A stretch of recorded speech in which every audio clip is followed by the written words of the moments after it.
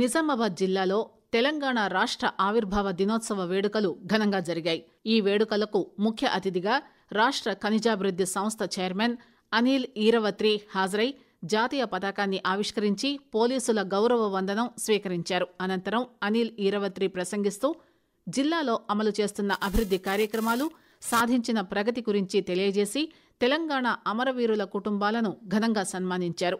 ఈ సందర్భంగా ఏర్పాటు చేసిన సాంస్కృతిక కార్యక్రమాలు ఎంతగానో అలరించాయి. జిల్లాలో కొనసాగుతున్న అభివృద్ధి, సంక్షేమ కార్యక్రమాలను ప్రతిబింబించేలా వివిధ శాఖల ఆధ్వర్యంలో శకటాలను ప్రదర్శించారు. బీసీ సంక్షేమ శాఖ, గృహ నిర్మాణం, రాష్ట్ర రోడ్డు రవాణా సంస్థ, పౌర సరఫరాలు, వైద్య ఆరోగ్యం, అగ్నిమాపక, రవాణా శాఖల శకటాలు పోటాపోటీగా ప్రదర్శనలో పాల్గొన్నాయి. రక్షణ వ్యవస్థను బలోపేతం చేస్తూ నిరంతర నిఘా కోసం జిల్లా పోలీసు శాఖ ఆధ్వర్యంలో నూతనంగా ప్రవేశపెట్టిన డ్రోన్ వ్యవస్థను ప్రయోగాత్మకంగా పనితీరును ప్రదర్శించారు. ధాన్యం సేకరణలో నిజామాబాద్ జిల్లా ముందంజలో ఉందని జిల్లా ఇన్ఛార్జి మంత్రి జూపల్లి కృష్ణారావు అన్నారు. జిల్లా కేంద్రంలోని కలెక్టరేట్లో ధాన్యం సేకరణ, ఇందిరమ్మ ఇళ్ల మంజూరు, భూభారతి, రాజీవ్ యువ వికాసం, వానాకాలం సన్నద్దతపై సమీక్షా సమావేశం నిర్వహించారు. ఈ సందర్భంగా ఆయన మాట్లాడుతూ యాసంగి సీజన్లో ధాన్యం సేకరణతో పాటు ఇందిరమ్మ ఇళ్ల మంజూరులో జిల్లా ముందంజలో ఉండడం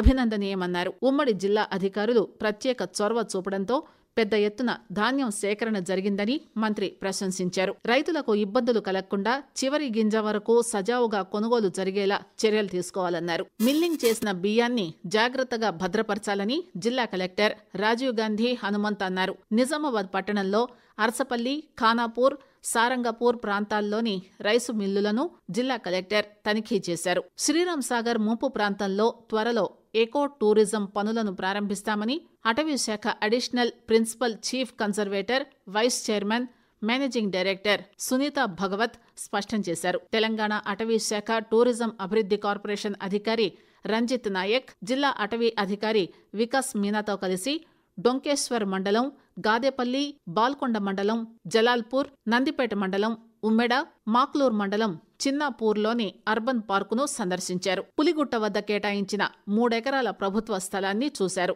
ఎకో టూరిజానికి కావలసిన నిధులు అందుబాటులో ఉన్నాయని, త్వరలో పనులు ప్రారంభించేందుకు అవసరమైన కార్యాచరణ సిద్ధం చేయాలని యంత్రాంగానికి సూచించారు. నిజామాబాద్ పార్లమెంటు సభ్యులు ధర్మపురి అరవింద్ కృషితోనే జిల్లా కేంద్రంలో పసుపు బోర్డు కార్యాలయం ఏర్పాటైందని జాతీయ పసుపు బోర్డు చైర్మన్ పల్లె గంగారెడ్డి అన్నారు. అర్బన్ ఎమ్మెల్యే క్యాంపు కార్యాలయంలో ఏర్పాటు చేసిన విలేకరుల సమావేశంలో ఆయన మాట్లాడారు. ఎంపీ ఎన్నికల్లో ఇచ్చిన హామీలకు మేరకు పసుపు బోర్డు తీసుకొచ్చారన్నారు. పసుపు బోర్డు కార్యాలయానికి రాష్ట్ర ప్రభుత్వం భవనం కేటాయించడంతో బీజేపీ నాయకులు సంబరాలు నిర్వహించారు. నూతనంగా ప్రవేశపెట్టిన చట్టాలపై ప్రతి ఒక్కరూ అవగాహన కలిగి ఉండాలని నిజామాబాద్ పోలీస్ కమిషనర్ సాయి చైతన్య అన్నారు. మీడియా ప్రతినిధులకు చట్టాలపై అవగాహన కల్పించారు.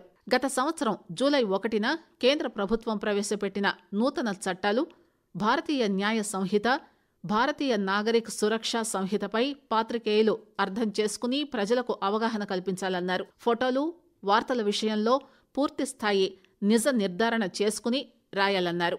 సాంకేతికతను దుర్వినియోగం చేయవద్దని హెచ్చరించారు. రుద్రూరు ప్రాంతీయ వరి, చెరకు పరిశోధనా కేంద్రం శాస్త్రవేత్తల బృందం సుమారు 2 దశాబ్దాల తరువాత 3 కొత్త వంగడాలు రూపొందించింది.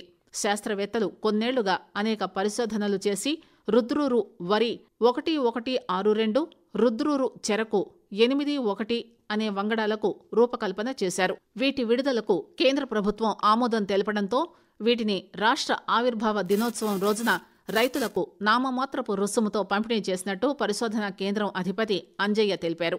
ఈ మేరకు 2 వరి వంగడాలకు సంబంధించి 880 కిట్లు, 440 పెసర కిట్లను జిల్లాలోని వ్యవసాయ క్లస్టర్ల పరిధిలో మండల వ్యవసాయ అధికారులు గుర్తించిన రైతులకు పంపిణీ చేశారు.